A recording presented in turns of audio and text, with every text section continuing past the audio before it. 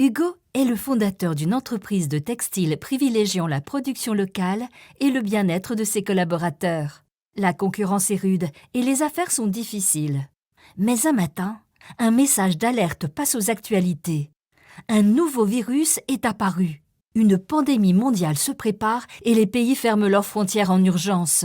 Pour couronner le tout, une pénurie de masques se dessine suite à la rupture d'approvisionnement de la filière textile.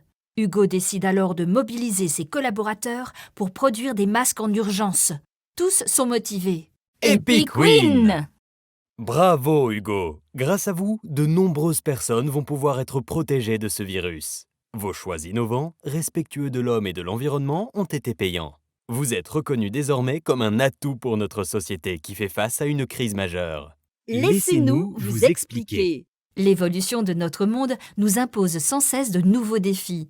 Nous devons veiller à maintenir des équilibres afin de le rendre vivable pour chacun.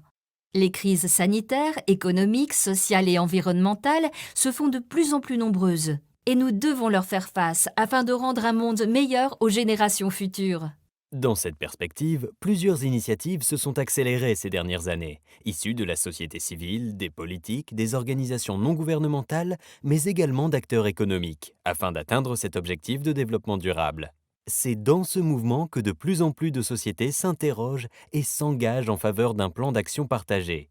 C'est ce qu'on appelle la responsabilité sociétale des entreprises, ou RSE. Une entreprise a un impact sur la société. Elle emploie des personnes, travaille avec des syndicats, elle a des clients, des consommateurs, elle est implantée dans des zones où vivent des personnes. Elle travaille avec des fournisseurs, des partenaires industriels ou économiques, les pouvoirs publics et différentes associations. Ce sont les parties prenantes.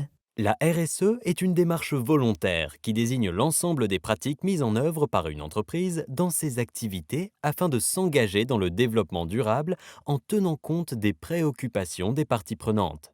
Le développement durable est l'idée que les sociétés humaines doivent vivre et répondre à leurs besoins sans compromettre la capacité des générations futures à répondre à leurs propres besoins. Il repose sur 3 piliers: social, environnemental et économique. Dans un monde qui change, la RSE représente également la pérennité de l'entreprise, sa résilience. Pour devenir durable, une entreprise doit penser viable, vivable et équitable. C'est le gage de son futur.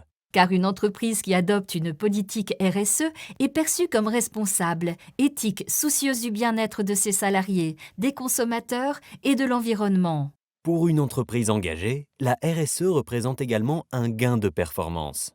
En effet, cette démarche l'engage à veiller au bien-être de ses collaborateurs en respectant leurs droits, améliorant leurs conditions de travail et donnant du sens à leur travail.